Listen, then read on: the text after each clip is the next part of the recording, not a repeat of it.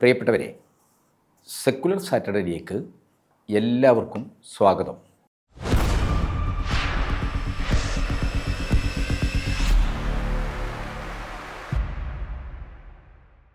ഈ ശനിയാഴ്ച secular Saturday പരിശോധിക്കുന്നത് കള്ളക്കേസുകളിൽ കുടുക്കി, പ്രത്യേകിച്ച് കേന്ദ്ര ഏജൻസികളെ ഉപയോഗിച്ച് BJP സർക്കാർ നടത്തിക്കൊണ്ടിരിക്കുന്ന ജനാധിപത്യത്തിനും മാധ്യമ സ്വാതന്ത്ര്യത്തിനും സ്വതന്ത്രമായ രാഷ്ട്രീയ പ്രവർത്തനത്തിനുമെതിരായിട്ടുള്ള കടന്നാക്രമണങ്ങളെ സംബന്ധിച്ചാണ്. ഇപ്പോൾ ഏറ്റവും ഒടുവിൽ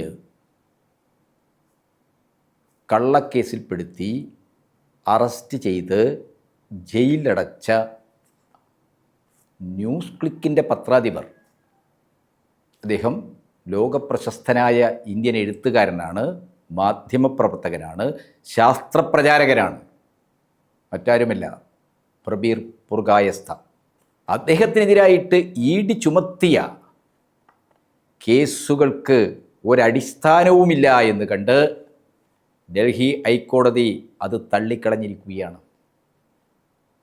2014 BJP അധികാരത്തിൽ വന്നതിന് ശേഷം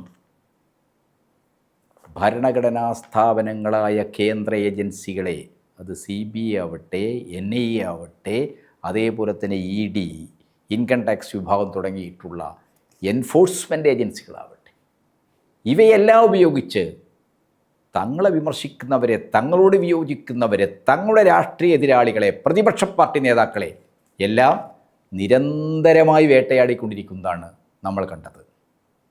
ഇന്ത്യൻ നാഷണൽ കോൺഗ്രസിൻ്റെ 2014 ശേഷമുള്ള ചരിത്രം എടുത്തു പരിശോധിച്ചാൽ അതിൻ്റെ മഹാഭൂരിപക്ഷം വരുന്ന ദേശീയ തലത്തിലും സംസ്ഥാന തലത്തിലും പ്രമുഖരായ നേതാക്കൾ BJPയിലേക്ക് ചേക്കേറേണ്ടി വന്നത് കേന്ദ്ര ഏജൻസികളെ, പ്രത്യേകിച്ച് ED ഉപയോഗിച്ചുകൊണ്ടുള്ള വേട്ടയുടെ ഫലമായിട്ടാണ്.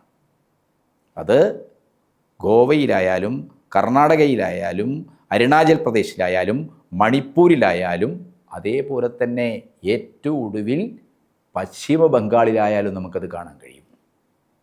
സുവേന്ദു അധികാരി കോൺഗ്രസിൽ നിന്ന് തൃണമൂലായി മമതയുടെ അവിടുത്തെ ഇടതുപക്ഷ വേട്ടക്ക് മമതാ ബാനർജിയുടെ ലെഫ്റ്റനൻ്റായി പ്രവർത്തിച്ച ആളാണ് മിസ്റ്റർ സുവേന്ദു അധികാരി.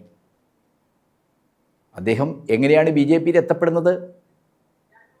മമതാ ഭരണത്തിന് കീഴിൽ നടന്ന വലിയ അഴിമതികൾ, കുംഭകോണങ്ങൾ, തട്ടിപ്പുകൾ, അതിൽ ഏറ്റവും കുപ്രസിദ്ധമായതായിരുന്നു ശാരദാ ചിറ്റ്സ്. 7000 കോടിയുടെ അഴിമതിയാണ്, കുംഭകോണമാണ്, തട്ടിപ്പാണ് ശാരദാ ചിറ്റ്സുമായി ബന്ധപ്പെട്ട് തൃണമൂൽ നേതാക്കൾക്കെതിരായിട്ട്, പ്രത്യേകിച്ച് സുവേന്ദ് അധികാരിക്കെതിരായിട്ട് ആരോപിക്കപ്പെട്ടത്. ആ കേസുമായി ബന്ധപ്പെട്ടാണ് മിസ്റ്റർ സുവേന്ദു അധികാരി മമതയോട് സലാം പറഞ്ഞ് തൃണമൂൽ വിട്ട് BJPയിലേക്ക് പോകുന്നത്. ഇന്നിപ്പോൾ അവിടെ സുവേന്ദു അധികാരിയുടെ നേതൃത്വത്തിൽ BJP ആ സംസ്ഥാനത്ത് അധികാരം പിടിച്ചിരിക്കുക. എന്ന് പറഞ്ഞു കഴിഞ്ഞാൽ കേന്ദ്ര ഏജൻസികളെ ഉപയോഗിച്ച് തങ്ങളുടെ രാഷ്ട്രീയ എതിരാളികളെ, പ്രതിപക്ഷ നേതാക്കളെയെല്ലാം വേട്ടയാടുന്ന സമീപനമാണ് കഴിഞ്ഞ 1.5 പതിറ്റാണ്ട് കാലമായി ഇന്ത്യയിൽ കേന്ദ്ര സർക്കാർ, BJP സർക്കാർ പ്രാക്ടീസ് ചെയ്തുകൊണ്ടിരിക്കുന്നത്. തങ്ങളെ എതിർക്കുന്ന എല്ലാവരെയും കേന്ദ്ര ഏജൻസികളെ ഉപയോഗിച്ച് വേട്ടയാടുക എന്ന ഒരു പൊളിറ്റിക്കൽ സ്ട്രാറ്റജിയാണ് BJP സ്വീകരിച്ചത്. അതിൻ്റെ ഇരയായിട്ടാണ് ന്യൂസ് ക്ലിക്കിൻ്റെ പത്രാധിപരായിരുന്ന പ്രബീർ പുർഗായസ്ഥ വേട്ടയാടപ്പെട്ടത്, കള്ളക്കേസിൽ കുടുക്കപ്പെട്ടത്. ഇന്നിപ്പോൾ ഡൽഹി ഹൈക്കോടതി പറഞ്ഞത്, അദ്ദേഹത്തിനെതിരായ കേസ് തള്ളിക്കൊണ്ട് ഡൽഹി ഹൈക്കോടതി അതിൻ്റെ വിധി പ്രസ്താവനയിൽ പറഞ്ഞത്, സത്യത്തിൻ്റെ കണിക പോലുമില്ലാത്ത ആരോപണങ്ങൾ മാത്രമാണ് കേസിന് അടിസ്ഥാനം എന്നാണ്. ഇത്തരം കേസുകൾ, നിയമ നടപടികളുടെ, ഇത്തരം ആരോപണങ്ങളെ അടിസ്ഥാനമാക്കിയുള്ള ഇത്തരം കേസുകൾ നിയമ നടപടികളുടെ തന്നെ കടുത്ത ദുരുപയോഗത്തെയാണ് കാണിക്കുന്നത് എന്നാണ് വിധി പ്രസ്താവനയിൽ പറഞ്ഞത്. 1.5 വർഷത്തിലേറെക്കാലം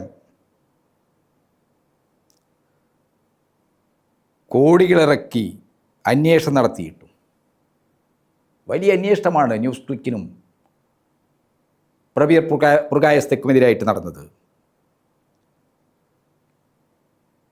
പ്രബീർ പുർഗായസ്തയ്ക്കെതിരായി ആരോപിക്കപ്പെട്ട കള്ളപ്പണം വെളുപ്പിക്കൽ തടയൽ നിയമപ്രകാരമുള്ള ഒരു കുറ്റവും നടന്നതായി തെളിയിക്കാൻ കണ്ടെത്താൻ ഇഡിക്ക് കഴിഞ്ഞിട്ടില്ല. ഒരു ചെറിയ തെളിവ് പോലും കോടതിക്ക് മുമ്പിലേക്ക് കൊണ്ടുവരാൻ ഇഡിക്ക് കഴിഞ്ഞിട്ടില്ല. അതുകൊണ്ടാണ് ഈ കേസ് നിയമ നടപടികളുടെ ദുരുപയോഗമാണ് എന്ന് മാത്രമല്ല കോടതി പറഞ്ഞത്, സ്വതന്ത്രവും നിഷ്പക്ഷവുമായ മാധ്യമപ്രവർത്തനത്തിന് നേരെയുള്ള കടന്നാക്രമണം കൂടിയാണ്.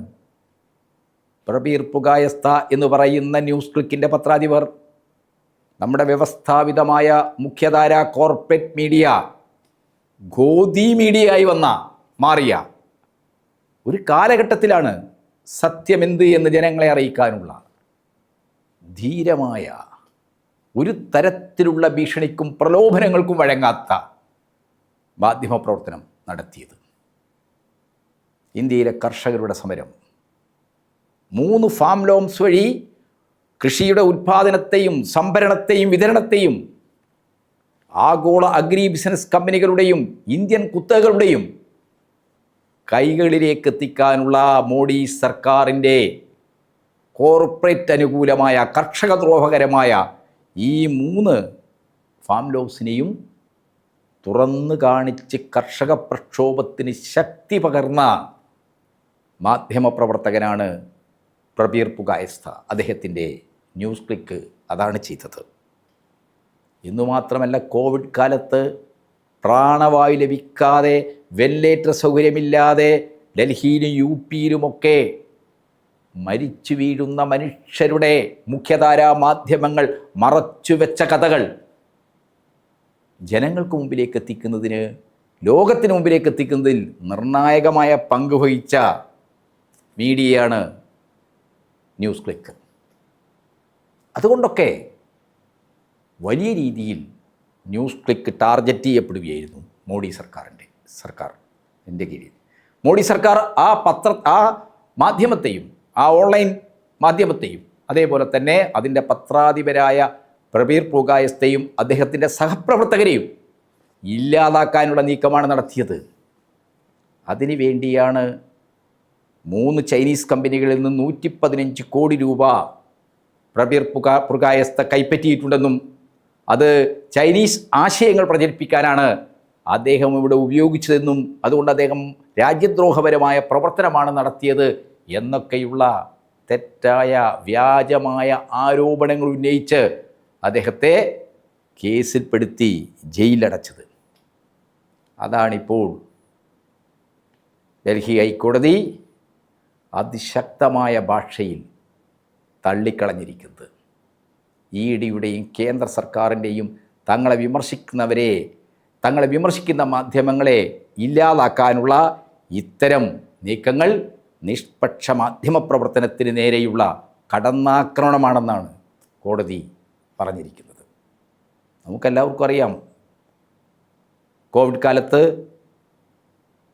പ്രാണവായു കിട്ടാതെ, ഓക്സിജൻ കിട്ടാതെ മരിച്ചു പോകുന്ന മനുഷ്യരുടെ ശവശരീരങ്ങൾ, മൃതദേഹങ്ങൾ കൂട്ടത്തോടെ ഗംഗയിലേക്ക് വലിച്ചെറിഞ്ഞവരാണ് ഇവിടുത്തെ BJP സർക്കാർ. ഗംഗയിൽ ഒഴുകുന്ന ആ മൃതദേഹങ്ങളുടെ ചിത്രം പ്രസിദ്ധീകരിച്ച കുറ്റത്തിലാണ് ദൈനിക് ഭാസ്കർ എന്ന് പറയുന്ന ഹിന്ദിയിലെ ഏറ്റവും പ്രചാരമുള്ള ദിനപത്രം വലിയ രീതിയിലുള്ള ED വേട്ടക്ക്, ഇൻകം ടാക്സുകാരുടെ വേട്ടക്ക് ഇരയായത്.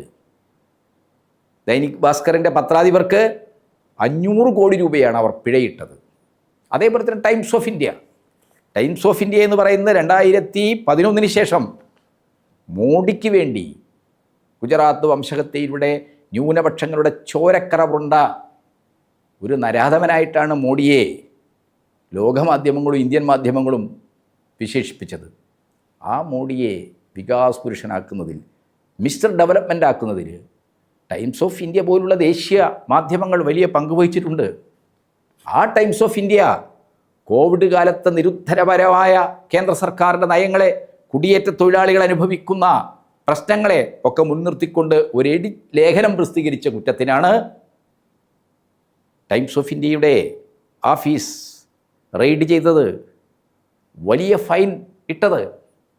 അപ്പോൾ നിഷ്പക്ഷമായ സ്വതന്ത്രമായ മാധ്യമപ്രവർത്തനം അനുവദിക്കാത്ത ഫാസിസ്റ്റ് അധികാര പ്രയോഗമാണ്. അതിനുവേണ്ടി EDയെയും കേന്ദ്ര ഏജൻസികളെയൊക്കെ ഉപയോഗിക്കുന്ന അവസ്ഥയാണ് നമ്മുടെ രാജ്യത്ത് ഉണ്ടായിട്ടുള്ളത്. കേന്ദ്ര സർക്കാരിൻ്റെ രാഷ്ട്രീയ വിരോധം വെച്ചുകൊണ്ട് കേന്ദ്ര ഏജൻസികളെ ഉപയോഗിച്ചുകൊണ്ട് പ്രതിപക്ഷത്തെയും സ്വതന്ത്രരായ മാധ്യമപ്രവർത്തകരെയൊക്കെ വേട്ടയാടുന്ന ഫാസിസ്റ്റ് നയങ്ങൾക്ക് എതിരായിട്ടുള്ള തിരിച്ചടിയാണ് പ്രബീർ പുർഗായസ്തയുടെ കേസിൽ ഡൽഹി ഹൈക്കോടതി നടത്തിയിട്ടുള്ള ചരിത്രപ്രസിദ്ധമായ ഈ വിധി പ്രസ്താവം.